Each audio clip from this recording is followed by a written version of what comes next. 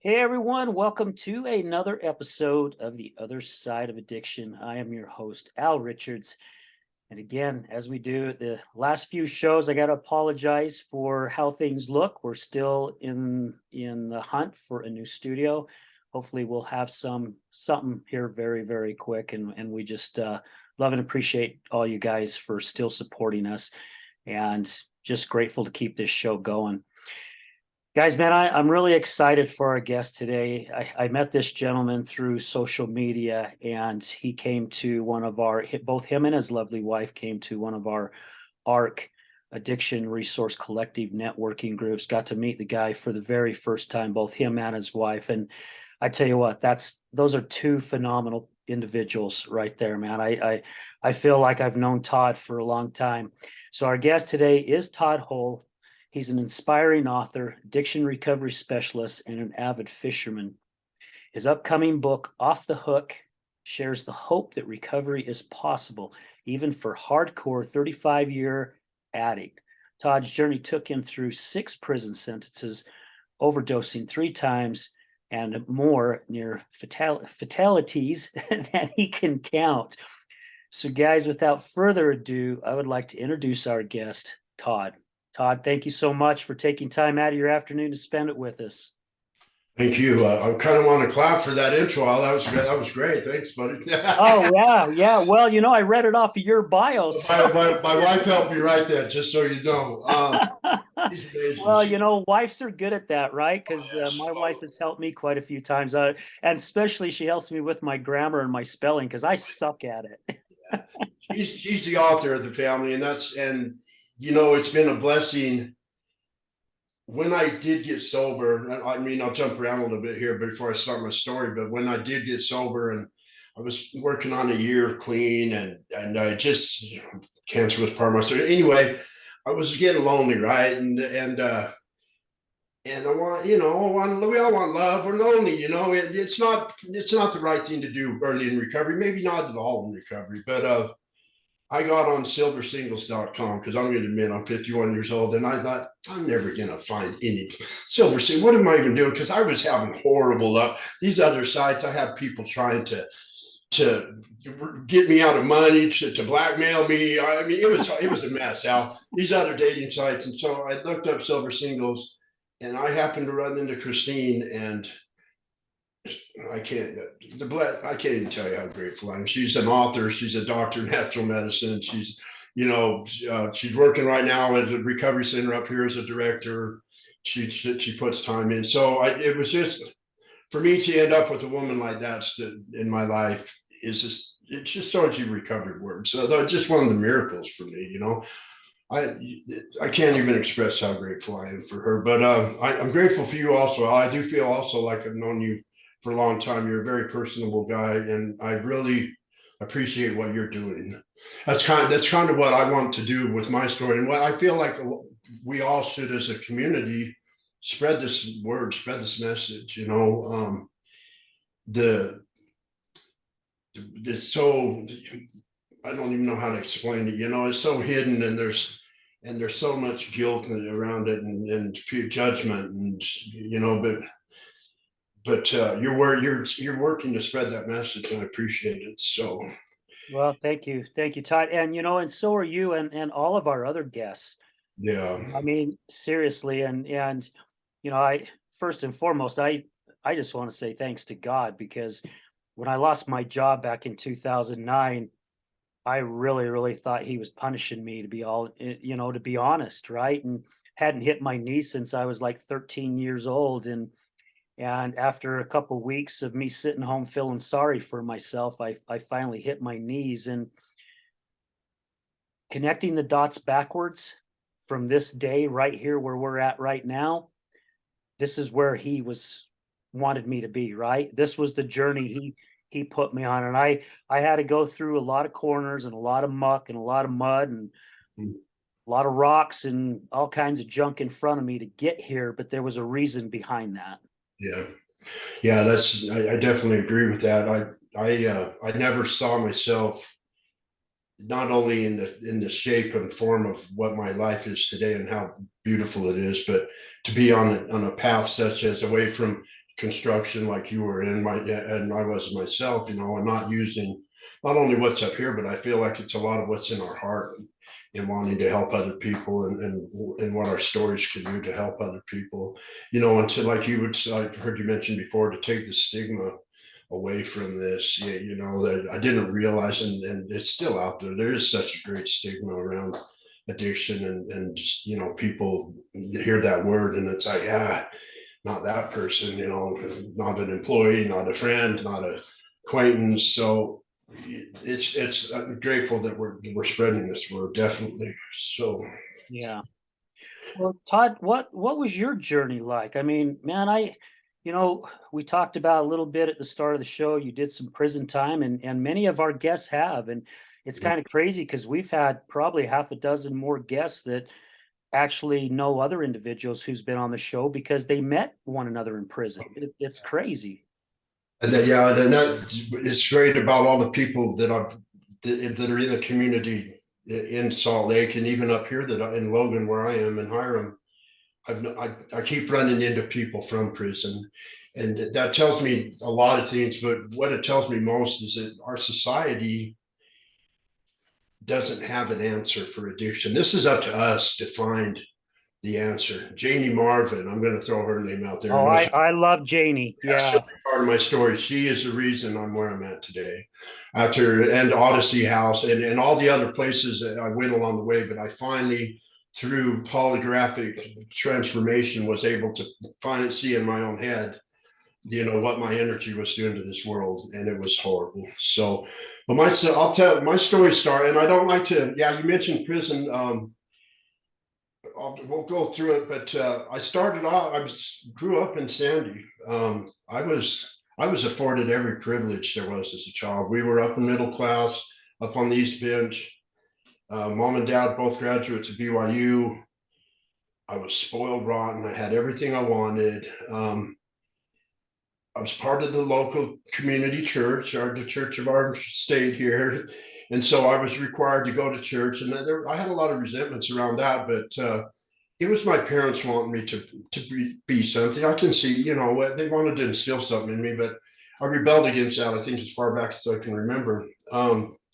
I do remember having to dress up in this little pastel suit, these colorful suits, and learn how to play the piano. I could play Mozart and Bach and Beethoven at 7 years old, like a little monkey, I felt like. And I would do that in church and at weddings and sing with my sister. And there's no resentments necessarily around that, but the trauma came from the dad hit me on the fingers with a ruler when I would mess up. And so I got away from playing the piano, and I kind of regret that. I may still pick it up here down in my later years, but those are some of the things I remember as a child. I was spoiled rotten, like I said. I was the first of 4 children and the only boy, and so I was spoiled. Mom kept me under her wing, and I didn't realize it, but it was because I had red hair and freckles, and I wore these pretty much Coke bottle glasses in the early 70s. They didn't have cool glasses like they do now. No, they didn't. You can imagine what a kid looked like that you probably went to school with a few redheaded kids or whatever, but that I didn't realize what that was going to open up in my life and how traumatic that was meant to be and what that would be to me. And so early years there, we moved to Southern Alberta, Canada. My dad has his family's from there. He's Canadian born originally. His dad had a dairy farm up there and needed help with. So I spent some time as a kid as a farmer, milking 100 head of cattle morning and night, throwing hay bales, moving an irrigation pipe. That's where I gained my work ethic from. Another thing, I was first introduced to violence at that point. 10 years old, looking like I did and getting off the school bus there. We were right on the native reservation called the Blood Indian Reserve in Cardston, Alberta. And they went to school with us. And all these kids are good boxers. It's called Bullhorn Boxing Club. And that's all these kids did, and they could fight. I didn't know about fighting. If I bumped my nose or banged my elbow, I'd cry probably. I wrecked on my BMX bike once on a 13 high brick jump and just exploded. I remember that being trauma, but I would get off the bus and these kids would beat me up and I didn't know why. It's because of the way I looked, I didn't look right to them. And I don't remember mom and dad ever I don't remember even telling them about it or why they didn't know about it. But that was my first real take on violence, at 10 years old. And I think I just put that somewhere back here in this bag that I talk about in my stories. And we went on, we ended up moving to back down to the States after the farm couldn't support 3 families. And we were in St. George, Utah. And this redhead freckle-faced kid couldn't fit in there. I had farm clothes. I wasn't wearing the Levi's 501s that had just come out then, the concert t-shirts or the Izod polo shirts. And so I started getting bullied, and it sucked bad. Being pushed around in the halls every day, dropping your books. And it sucked. The way that I put it into that bullying, I've got a grandfather who comes into my story from Fairview, Utah. But I went to him one Christmas time and told him about this, and he was mad at me. He's like, listen, he says, if you ever start a fight, I will whip your butt. But if you ever run from a fight, I will whip it worse. And so he was old school, and he told me the next time this happens, you grab that kid by the collar and you pull him into you and you smash your fist into his nose, and then you go tell the principal what you did. And you watch the kid's eyes break and his nose bleed, but you go tell the principal, he said. And I was scared. But you know what I did? I did it, Al. I think it was the first day we came back from Christmas break. I did it, and it happened just as Grandpa rehearsed. The kid fell bleeding, and I was scared. I went straight to the principal's office. I told him, and you know what? I didn't even get in trouble because I was being bullied. And so I've got this violence of getting beat up as a kid, and then I go and take care of my bully. And so now somewhere in my mind, violence might be the answer to things, right? And so, but I'm not a fighter by any means. I can hold my own, but for about 2 seconds, I'm a pretty big guy. I'm not a boxer by any means, but throughout my life, I've learned how to protect myself. But this was kind of my take, early in life. So these are problems as younger, a lot of younger children face. The bullying is the reason our suicide rates are so high. It's horrible. Yeah. And so I went through that, but I started hanging out with kids that were like me, the darker crowd, right? The kids who were bullied, the kids who were shy, the kids who had no social acceptance at all. Kind of like the misfits, right? Basically, exactly, the misfits. Yeah. And you'll have to excuse my talking, by the way. I have one set of teeth in. I had all my teeth pulled for implants. And so I have dentures in. And so I'm kind of lisping. So everybody forgive me. You're doing fine, buddy. I did implants in my life today, right?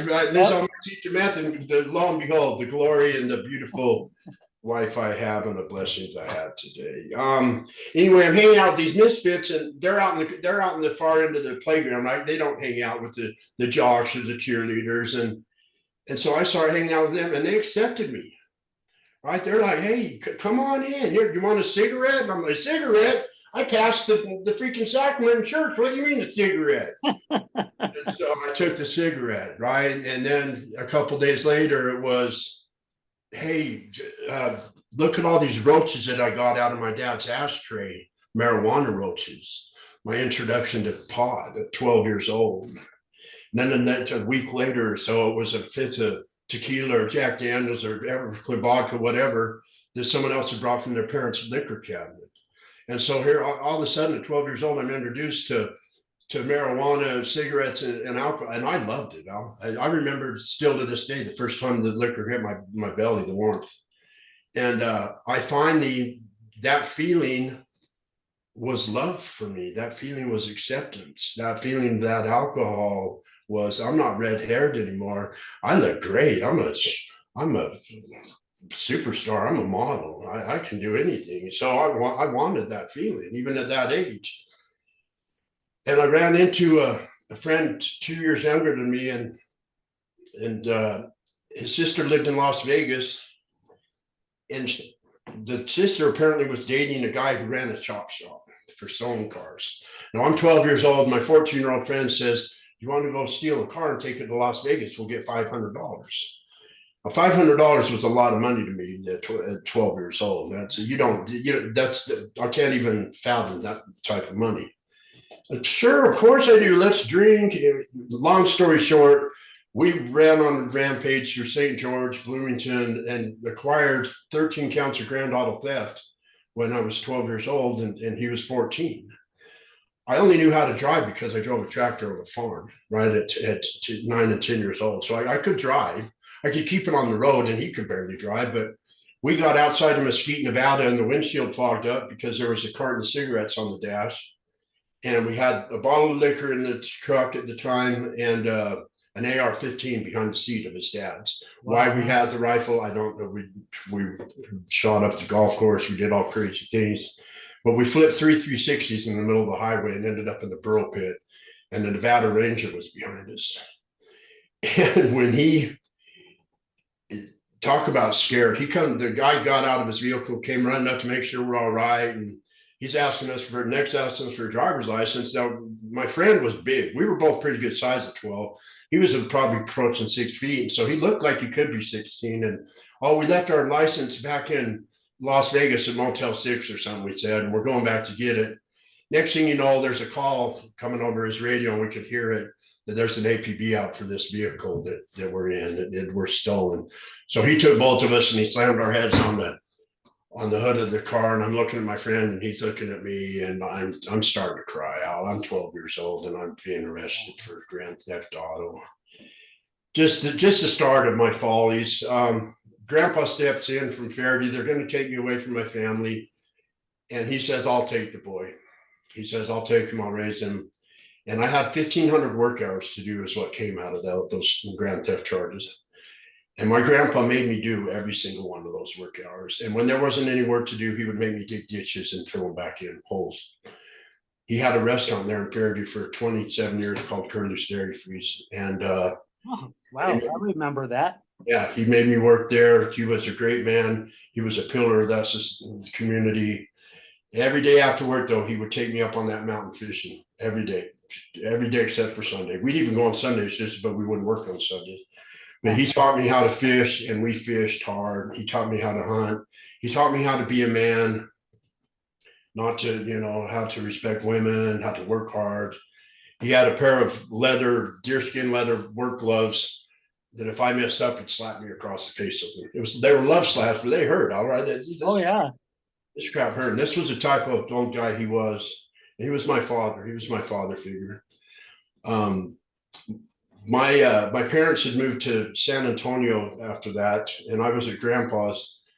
And I got tired of Grandpa's stringent rules, and I was still wanting to smoke cigarettes. I still remembered what the alcohol was like. He wasn't having it. I was going to church with him as well. He helped church callings, and one day I came home to Grandpa smelling like smoke, and he said, "You smell like smoke." And I said, "Oh no, I was hanging around a kid whose parents smoked or something, some cockamamie lie." And he looked at me, and I probably got slapped, and he's like, long story short, he ends up going to school with me every day and sits in the lunchroom with the jocks and the cheerleaders to make sure I don't go out and smoke, and that I stay in class all day. For months. This guy goes every day to school with me. What a buzzkill, Al. This ain't working. So I go down I say, I want to move back with my parents, and I go down there. They're a mess, and I didn't know why they were a mess, but my dad at the time had chosen that time to come out of the closet. He came to my mom and he took me down to the Guadalupe River, some part down there, and he said that he was going to live an alternative lifestyle.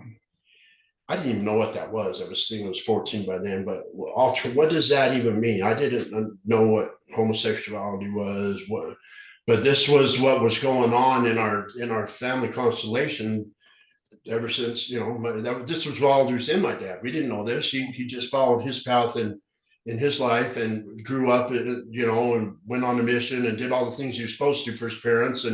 But this is who my dad really was. And It destroyed me at 14 when you're learning to be a man and your dad comes out like that. So that was, I think, when I really was like, F the world, no, acting out promiscuously, not even knowing about women, but just wanting to be with them to prove that I wasn't, homosexual Yeah. itself. Yeah. That was the only way I could relate to this. I hated my dad. It was a lot. It was a few years of just extreme hate for him. We have an amazing relationship today. My dad, I will say, from that day forward, he always took care of his financial responsibilities.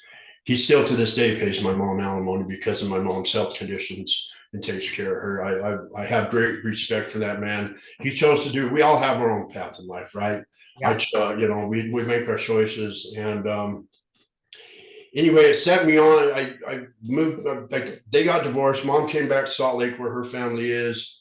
I decided I was going to drop out of school because I was going to take care of my mom and three sisters because I'm the guy, I'm the man now, right? And it didn't work out that way. I started framing homes at a young age, something I was really good at, but I'd use all my money for partying, liquor, and marijuana, and started into cocaine, trying the mushrooms, acid, whatever else I could try, and I was just getting by, I was just trying to find my way in life, and it wasn't working. There wasn't really any consequences of it. I wasn't breaking laws necessarily. I was using and breaking the law by using illicit drugs, but I wasn't going out and doing any crazy things by that time.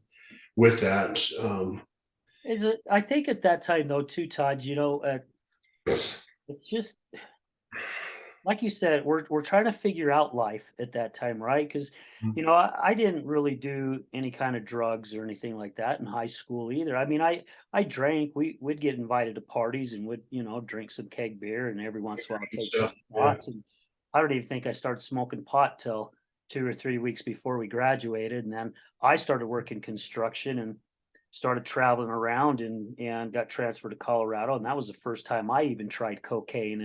And on our parties on the weekend, our partying on the weekends was, our apartment was filled with smoke because of all the joints we were smoking or the bongs.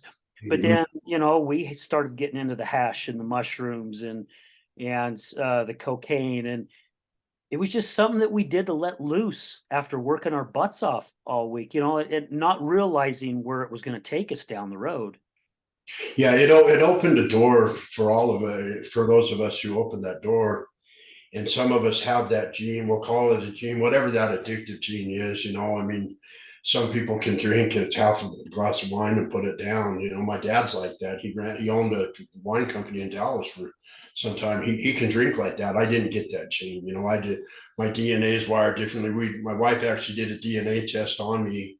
We've taken it through a nature path, and there's 6 markers in my DNA that are heterozygous. I don't know exactly how to explain it, but it shows that I'm destined for something.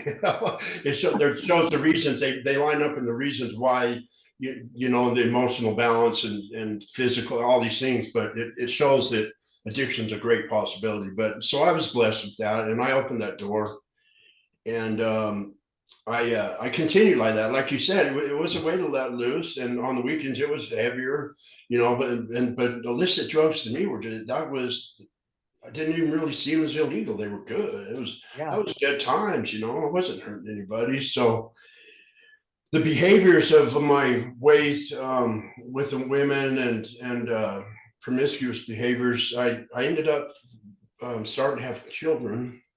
I had a daughter. I went back to Canada for a year and ended up having a daughter there who I've still never seen in person since she was a baby. And we've talked a few times, but I came back to Salt Lake and met my first wife, and we started having kids right off the bat. And one after the other, my daughter Carla and Sylvie were both born. And I was not ready to be a father.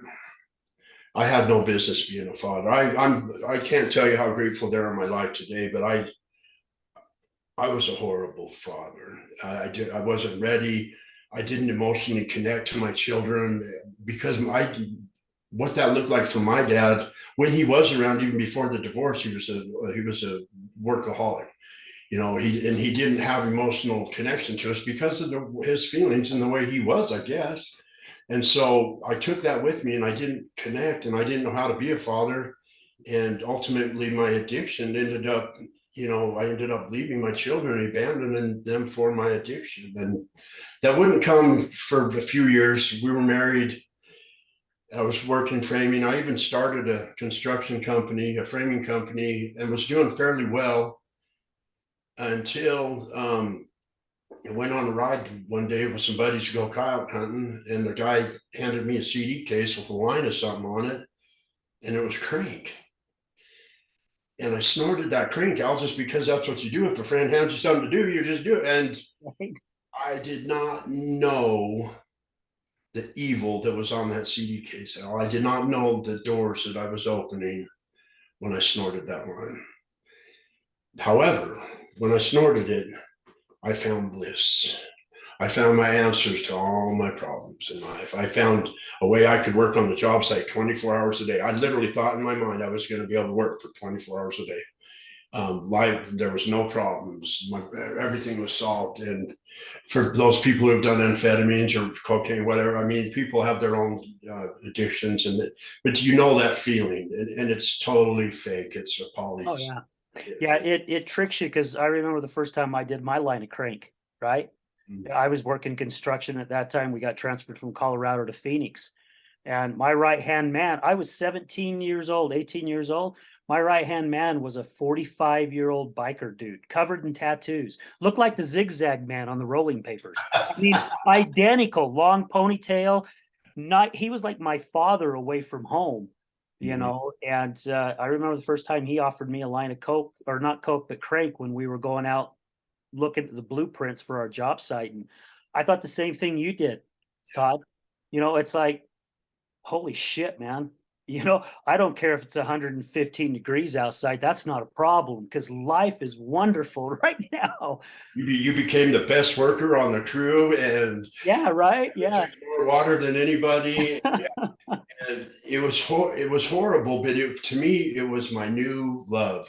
Al, I put this love before my marriage, before my children, before I started sending my guys to work, and I would even go to the dope man's house and just do Crank all day. And it was horrible. I ended up losing that company within a year. And at that dope man's house, the guy came in one day and had this clear stuff, this clear powder, and it was crystal meth.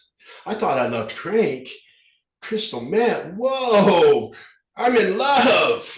Again. Destroyed me. I walked away from my marriage. I abandoned my children. I started cooking meth because I couldn't afford meth back then. Was $1 a point. It was like literally $350 for an 8-ball, and it was expensive. I didn't have my company was going to hell. I didn't have an income. I was paying guys more than I was making, and so.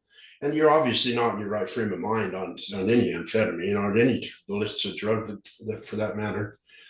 But I lost the company, and I started manufacturing meth. I ran. A friend of mine had fallen off. A great life he had, same way, marriage, and he was running a roofing company for Capital Roofing in Salt Lake, and he'd fallen off. He started distributing chemicals for the production of meth, and I started delivering them for him. Well, I started meeting these few new meth cooks in Salt Lake. There's only a handful of them at the time, and one of them snatched me up when I got there and closed the door on me and said, "We got to do this. You're late."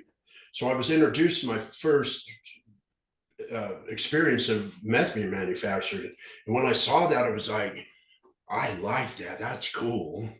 That's amazing to see. The chemistry of it and what comes out, and this evil liquid that comes out that you dry and you turn into this meth." And it stole me out. It totally stole me. And I was addicted. I was addicted to the manufacturing. I was addicted to the lifestyle, the women that it brought, the women I was cheating on my wife with, the children I had out of wedlock with while married to my wife. While I'm doing this, I had 2 women pregnant at the same time. Crazy actions, just deplorable, and things that I can't ever make right. I mean, lives were brought into this world that I can't explain, but that I hope and pray to God I'll be forgiven for. it's by, and I don't know that that's possible. I just hope that's possible. But so these are the things I put my kids through. We went on and I had two more children with my wife, and that wasn't until I was caught I wasn't caught manufacturing. I was caught with a lab in a vehicle, and I was sentenced to prison after not going to Odyssey House. And the judge, I was in jail for a year. The judge had given me a break and sentenced me to Odyssey House. And I went in the front door, and all these people are telling me, you're going to be here 3 or 4 years. I'm like, this and that, and you got to scrub walls and do this stuff. And I went out the back door, Al, and I went straight to prison. You know, I just told the judge, yeah, I didn't do it. I'm sorry. And she says, you're forthwith to prison. And that was kind of scary. I was a pretty sheltered kid, not sheltered, but I didn't know what prison life was about. And I knew all my buddies that I was hanging out with that were cooking were on their way there because they were cleaning up the valley. They weren't gonna, there was 6 meth labs a day being busted in Salt Lake at that time in 1999.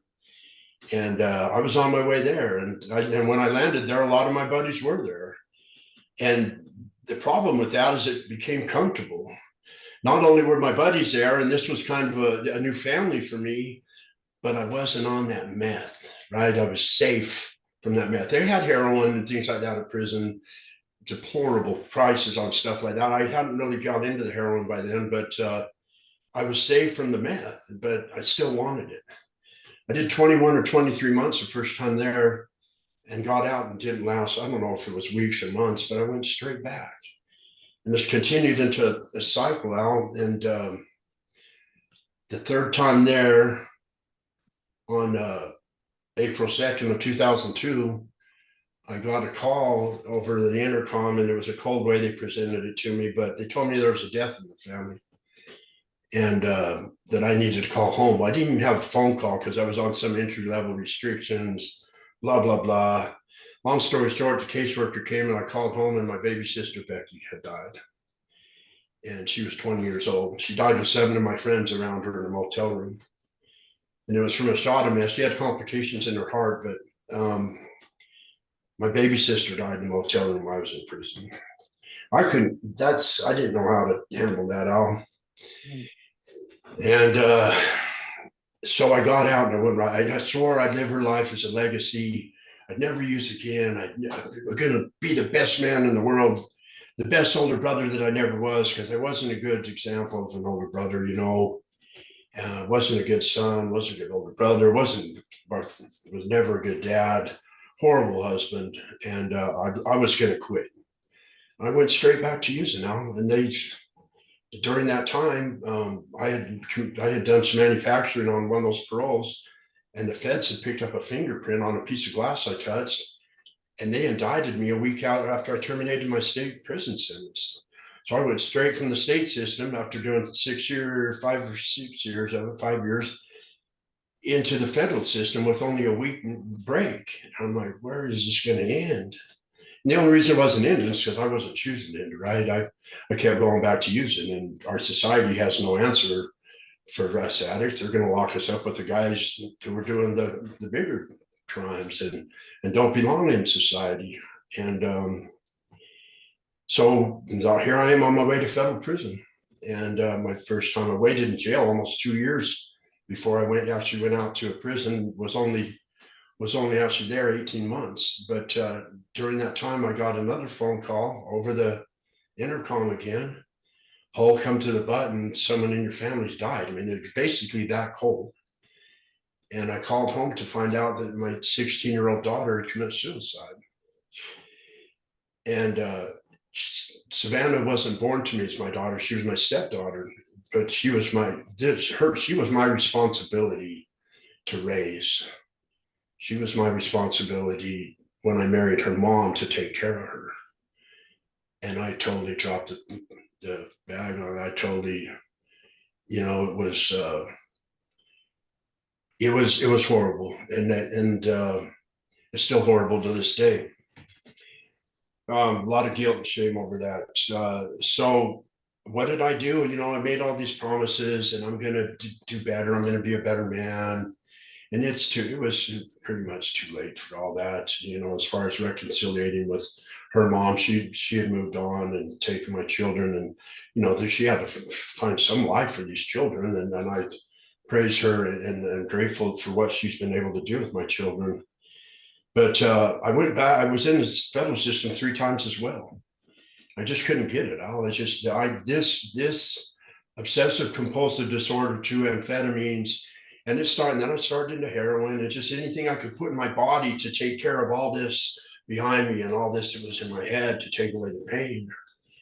And I got out, and I was committing crimes for my use. Just anything I could do to use. I wasn't getting caught. I was living in my mom's basement for a long time. That was another thing. My mom loved me so much. I mean, to the point of enabling, period.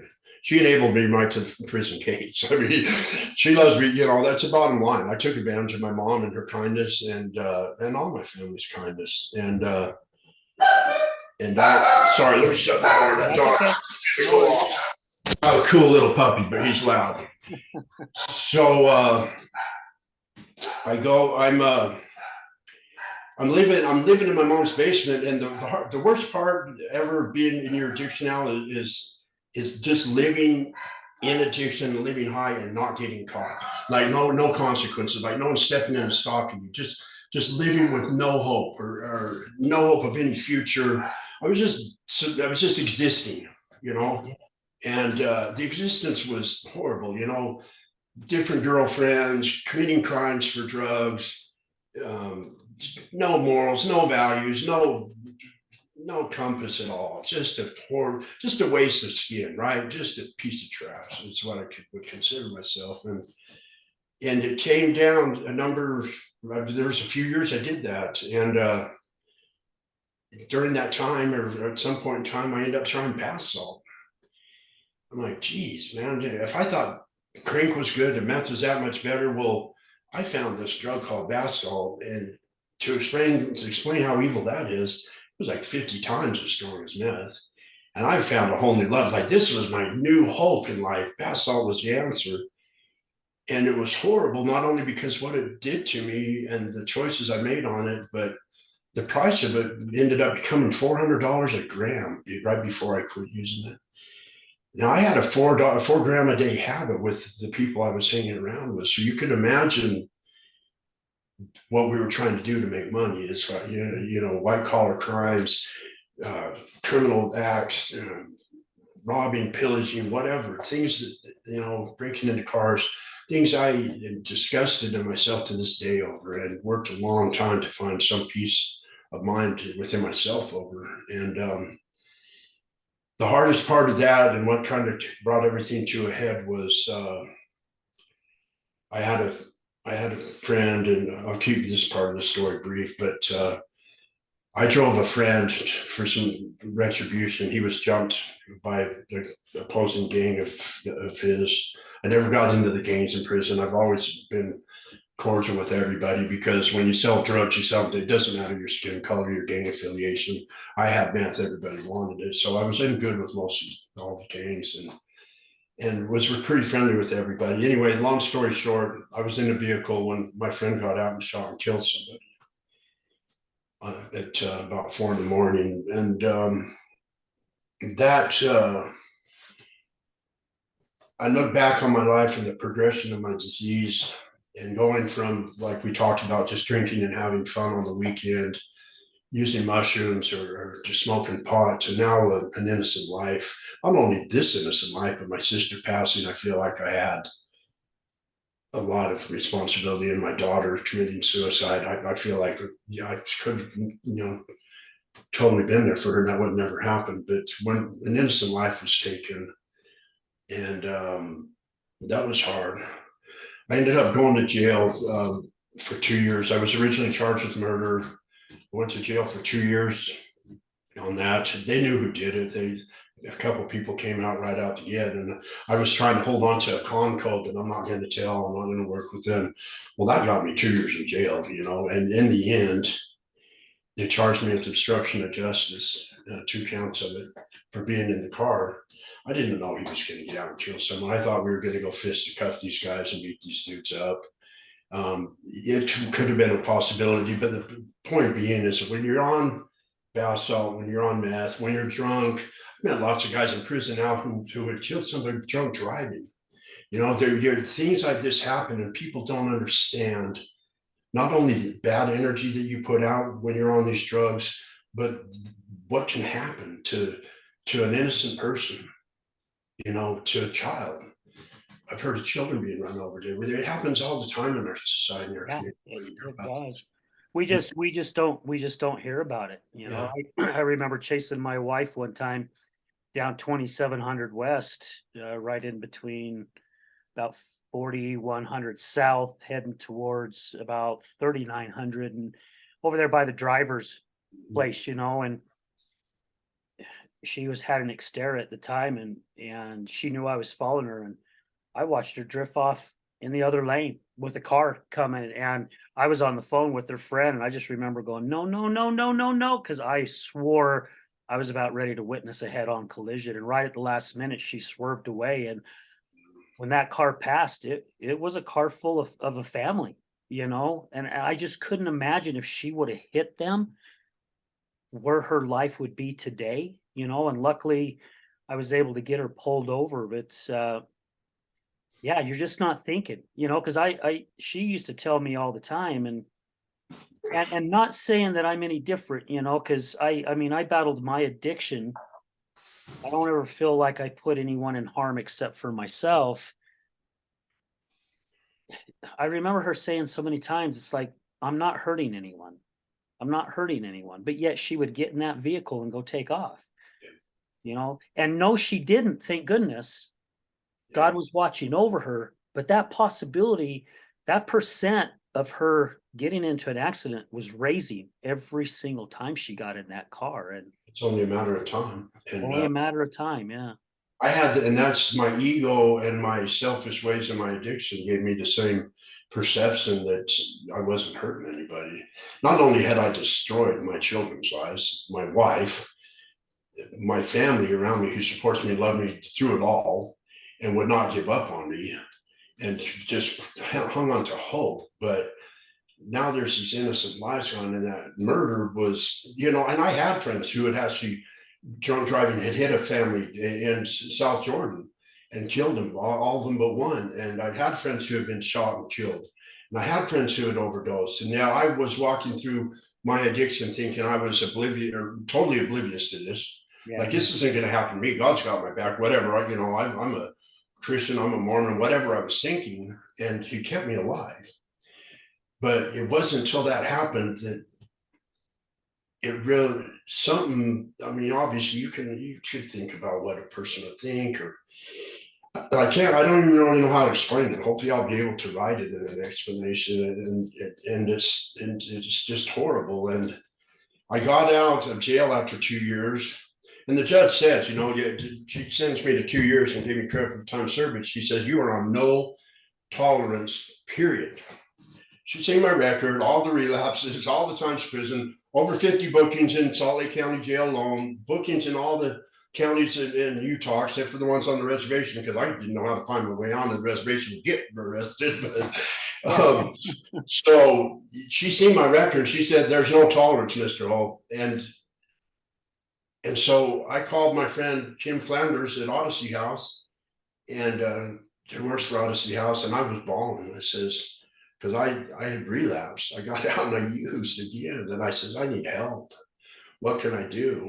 And she says, come check yourself in. And I went and checked myself in Odyssey House. And I was there a year and I relapsed again. Now I ended up in the hospital, and my family called me and told me to come say goodbye to me. I was going to die. And I lived through it, Alan, and I'll try to speed it up. I don't know what we're working on time, but I lived through that, and here I am alive still. I don't want to be alive, Al, after all this and after I've done all these people. I've killed innocent lives. I felt responsible for killing innocent people and destroying families, and so I ended up going down to Matter, to Janie Marvin's program Matter. this is the last ditch effort. I mean, and I had been sent there before in 2005 by the feds, and I left Janie back then. I was there a few days and didn't even really catch on, but I went there and I gave it my all, and I started doing this holographic stuff. And that makes it sound weird, but all the holographic is really finding out a quantum level, your energy level. Yeah. You know, what's really going on up in here? What's running these programs? You know, and why do we do what we do, and why do I continue doing what I'm doing? And I found the answer there, Al, and I found peace, and that obsessive compulsion was taken away from me at Janie's program, and I worked hard. And it took me a couple of times, don't get me wrong, I still struggled. And I got out of there after the 2 tries and a brush up there. Colby and Whitney who were there. They were my caseworkers, and I loved it. I owe my life to those people, and to Janie, and to the whole everybody there, everyone I was there with. That is my sacred ground. And I got out and I was in the doctor's office because my throat was closing up. I was in Matter, and the doctor came back in the office and he says, "You have non-Hodgkin's lymphoma and you're going to die from it." I said, "Well, wait a minute. I just got sober, doc. I've been an addict for 35 years. I just got sober. Praise me. I don't want to die from cancer." And they said, "You're not going to die today, but you'll die from it." And I said, "I refuse to believe that." I went through chemotherapy. I beat it. I'm still in remission today, knock on wood. I go next week for a checkup, but I'm doing great with that. 2 months out in remission, I went back to a doctor because I had fallen down in a Harmon's from a chest pain. And the first thing I thought was, at least I'm not going to die in Walmart, Al. I thought I was going to die. And so I'm in Harmon's, and thank God I'm not around a bunch of tweakers or something in Walmart. And long story short, I went to the doctor and they said, "You've got to have open heart surgery." I don't know if you see the scar, but I had an aneurysm in my heart from all the things I've shot through my body and my heart. And they said, if you would have gone any longer, and that aneurysm burst, you wouldn't have made it to the hospital. Wow. My life is a miracle today, Al. I can't even express all the miracles. There was not enough time. So that's basically, in a nutshell, a little nutshell, maybe a big one, but Yeah. That's where I'm at today. Went to Karen Kunz's Sober Living. She worked with me, helped me. There's been so many people that I could name that have helped me, and that's what this is all about. If we help each other, my biggest thing is just spreading hope. If a person doesn't have hope, there's nothing. You got to have hope. You've got to have hope that there's a way out of this, and the hope comes from you and I and everybody we know supporting people through this. Lift another man up. Don't ever look down on another man unless you're offering them a hand to pick him up. You know. Amen. You know, and it is the support, right? Recovery is all part of connection. Right. Because without the connections that you made, like Colby and Whitney and Janie, you know, because I know them very well too, phenomenal people who have their own stories, right? They've got, all 3 of them have incredible stories of recovery as well. You know, they're just not someone there to lift a hand. They've gone through it themselves. And, you know, you have to have that connection, and you have to have that hope, and you have to have that support. Because we can't do it alone. I mean, we've got God watching over us, and you put that in your bio, you know, that God had your back, right? He has different plans for you. And I believe you're on that path of going the direction he wants you to go, right? You have to be, because he put you there. You know, he's not going to put you down a wrong path. And, you know, he looks down on us, but not in that way, right? Because I do believe he's with us everywhere we go. That and our spirits and angels, you know, we've got our protectors. Yeah. However, it takes people like you, like a lot of our other guests, the majority of our guests who have been on the show, to say, you know what? I don't care if you've fallen 50 times. Here's my hand, take it, and we're going to get through this together. Because without that support, you mentioned quite a few times in this talk how alone you felt, you know, many times, and guilty, right? Because our addictions start marking check mark after check mark after check mark of feeling low about ourselves and regretting the things that we do. And even though we did something that we regret and feel bad about, the next time we have the opportunity, we're doing it again. And then that just piles it on more, right? The weight's getting heavier and heavier and heavier. Huge old bag you're carrying behind you that you just Yeah. can't carry anymore. Yeah. You know, it's like my buddy Curtis Marsh likes to say, you know, when he was in the depths of all his crap, you know, he had this bag full of freaking rocks. You know, Exactly. the bag started getting heavier and heavier and heavier, and he finally figured out he could turn those rocks into gold Yeah. because they are worth a hell of a lot more. And he's doing the same thing you're doing. Like many of our guests, they're out there holding their hand out and they're inspiring people and they're writing books and they're on stage talking and they're doing so many different things. And you're seeing the recovery community grow. I mean, just in the short time I have been involved with it, to see what's happening out there is just amazing to me because it was a world that I didn't even know existed before. Yeah, there's a great recovery community in Salt Lake that you and I are both part of, and a lot of people doing a lot of amazing things. A lot of branches of everything from going into our government and trying to make changes Yeah. to networking to feeding the homeless. I love feeding the homeless out. The best feeling in the world is having a homeless person hug you. It's like hugging God, by the way. I've never had a better feeling than going back to the homeless and giving back. And you have it, that's a bit that one of the biggest parts about it. I've got to get back. I destroyed Salt Lake, Al. I took so much from that community. Everywhere I went, I took from. So it's important for me to give back. And I feel that's my biggest part of this is I want to give back and I want to spread hope. Yeah. Because that's all I can do. I have to live my amends. I can't take back lives were lost. I can't bring back lives. And, that's for me to make peace with God. But the only way I know how is to live my amends. Yeah. Well, So, and Todd, I hope you find it in your heart, and I'm sure you've already done quite a bit of it, just to forgive yourself, because uh, again, being a spiritual person who I am, God's already forgiven us for what we've done. We got to forgive ourselves, and by doing that, we'll be able to bless more people, right? Because we can't help others if we're still feeling guilty and shameful about ourselves. definitely. And my good friend Dave DeRocher from the Other Side Academy, he says many times in his talks, even on his TED Talks, he's like, I spent 30 something years destroying people's lives. And he says, now I have sworn to spend the last 30 years of my life making a difference in people's lives, right? And he's doing it. He's living up to what he said he's going to do. And so many others, so many others. And my friend Curtis Marsh had the opportunity to go out and speak out at the Other Side Academy about 3-4 weeks ago, and he called me up and he says, Al, I'd like to invite you and your wife to come out and be our guests and be my guests. And I'm huge supporters of the Other Side Academy, and I'm like, brother, man, thank you. I feel honored to be asked. And we were out there talking to our good friend Dylan, and I was chatting with him, and he says, what's really cool about doing this job is, he goes, to see people who go through our system and have them realize that they have a talent they didn't even know that they have.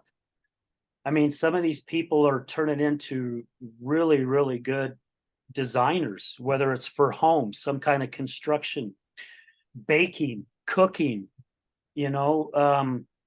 rapping, songwriting. They didn't even know they had it in them. Yeah.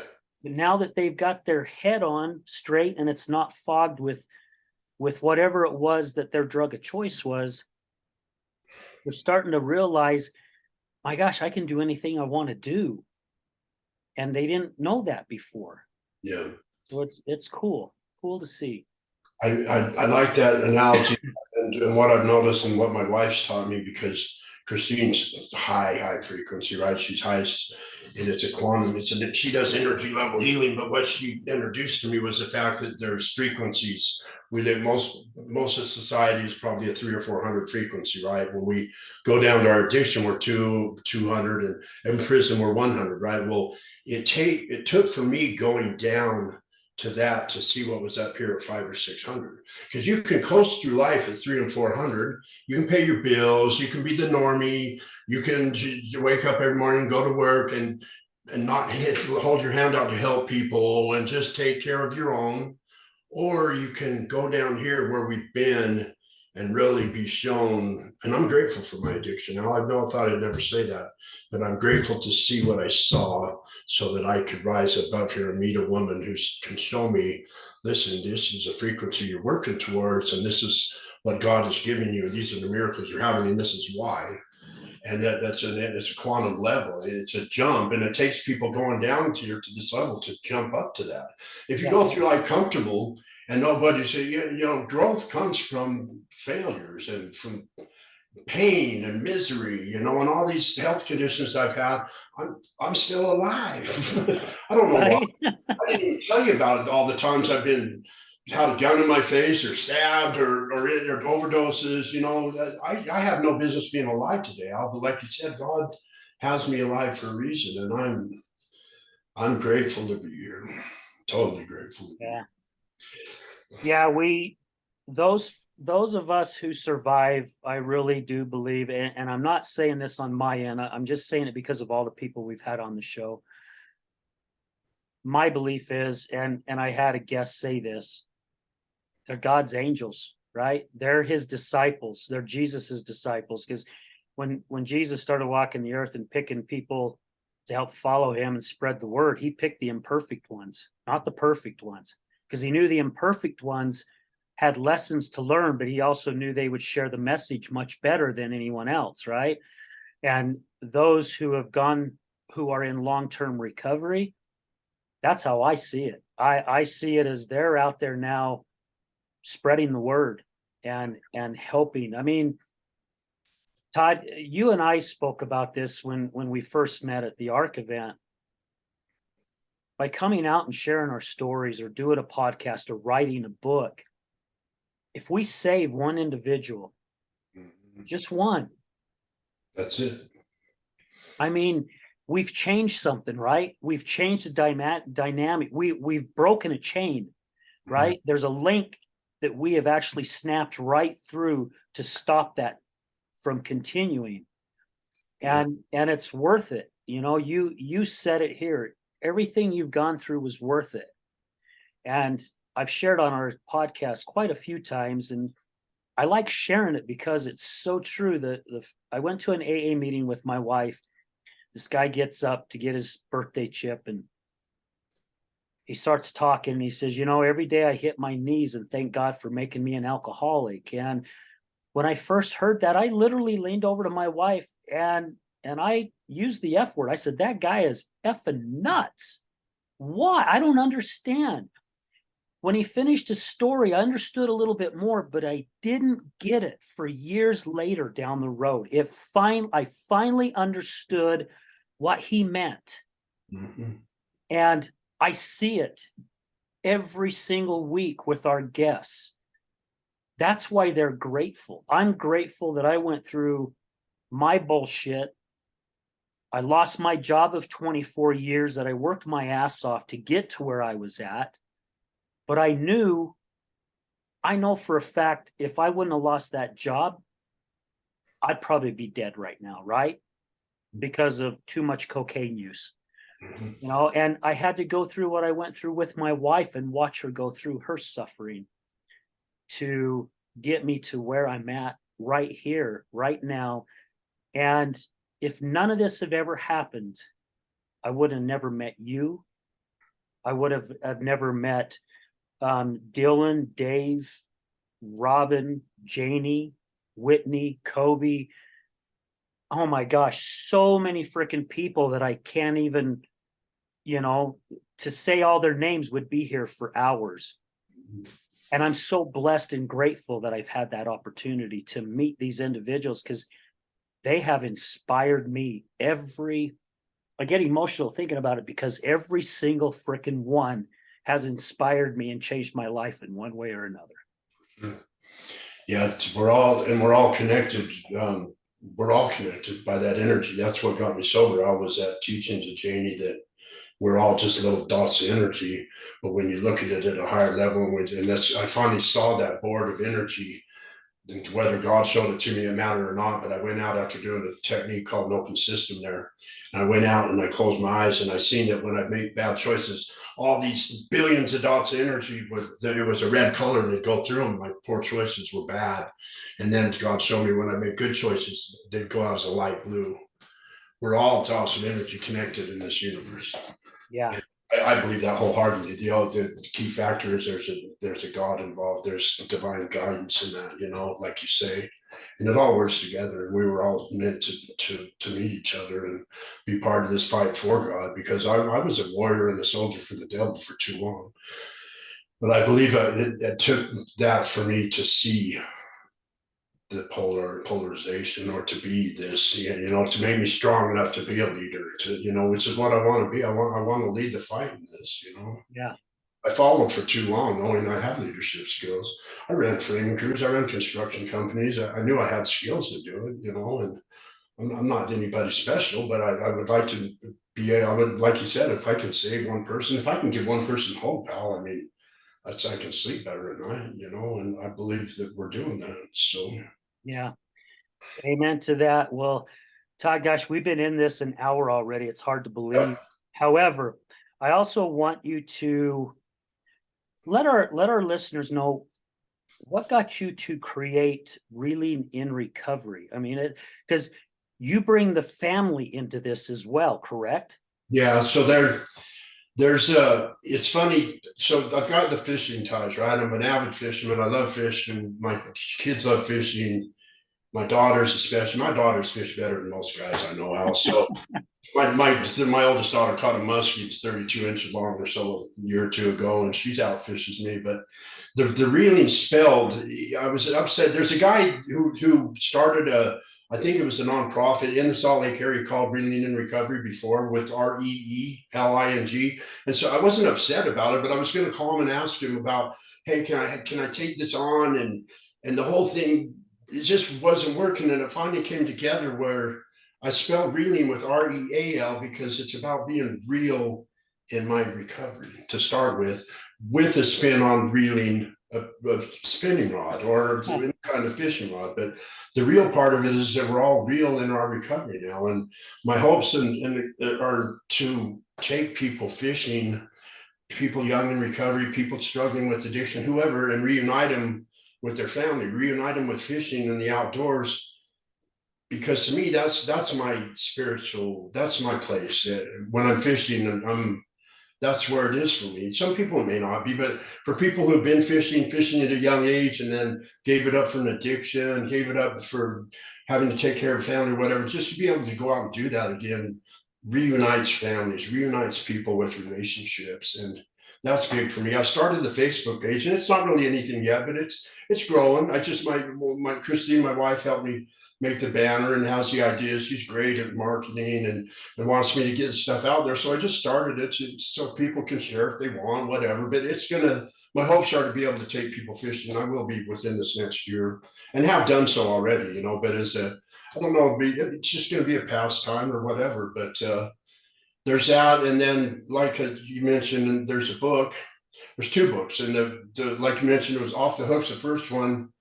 And like I said, writing it has been tough, Al, going back through all this and writing about it. So I don't know if it's Off the Hooks, maybe a few blurbs about how I became off the hook, but it's also got the spin on being off the hook, however the book cover is going to look. Off the hook is a fish hook. At the same time, I became off the hook in my addiction. Yeah. So there's a lot of ties back to fishing, but the second book will be Reeling in Recovery. Off the Hook, and then How I Found My Recovery. That is my two autobiography. I'm just blessed to be able to sit here on this computer and write and look out a beautiful window and all the freaking snow we have. I have an amazing life, amazing wife, and I'm so grateful for my recovery. And praise God, like you said, it's the only reason I'm here, and for all my support. I can't forget my support, including you, and what you're doing. So just grateful to be a part of it. Yeah. Well, thank you, brother. I appreciate the kind words, and I feel very blessed to have gotten to know you. So, I'm grateful that we've connected through social media, that some people put down social media and it can be something bad, however, there's also some good things that have come out of it. I've met some incredible people through social media who have reached out and been guests on the show like yourself, and I'm grateful again for your time and for your vulnerability, to share your story, and man, who knows, maybe there's something down here in the near future. We'll have an opportunity to share a stage together, right? And share some things, because I'm definitely working with some people to see if we can make that happen, getting some kind of panel together where we bring people in and talk, and then open it up to the audience and let them ask as many questions as they want, you know. I'd enjoy that. The public speaking part, and I've been trying to do some training, like I told you, with Bridget Birch Cook as well. And that's a whole lot. And I believe God has that in store for us. Why wouldn't He want us to spread the message? Yeah. And I believe that'll come. And we're gonna see you on Saturday too. I think you have an event Saturday, right? Yeah, we have our event Saturday. I've been working on my talk every chance I can. I'm here pacing my living room, going over it, and I've changed it up. Last year I told my wife's story. Hmm. This year I'm sharing my story, thanks to Dave DeRocher, who opened my eyes, and Robin Sims, right? And Awesome. I'm not going to spend the whole time talking about the story, though. I'm going to talk about my journey, but I'm also going to share around the last half hour or so of it steps that I took to help me get to where I'm at, right? Because there had to be things that I needed to do. And I'm hoping that whatever journey I've gone through, maybe it might resonate with one person in the audience and go, oh my gosh, maybe I could look at doing this, because this and this hasn't worked for me. Because we all have our own journeys. Some Definitely. things work, like 12 steps work for some people, they don't work for others. Mhm. But that's what's cool, is all of us getting out there and sharing what we have, because we may grab something that's going to work for an individual. Yeah. So, yeah, very blessed. Todd, thank you again so much, and I'm definitely looking forward to seeing you and your lovely wife Saturday. And Yeah. guys, we just want to say thank you again to all our listeners, all our guests, our guest co-hosts, all our sponsors, Resilience Talk Network. None of this would be possible if it wasn't for you. And also a huge thank you to God for putting me on this path to actually whisper in my ear and say, start a podcast. And here we are 2 years into it, and we're still rocking and rolling. So thank you, everyone. Going to leave you with this, as we do at the end of every show. Remember, addiction is giving up everything for one thing, and recovery is giving up one thing for everything. We're out.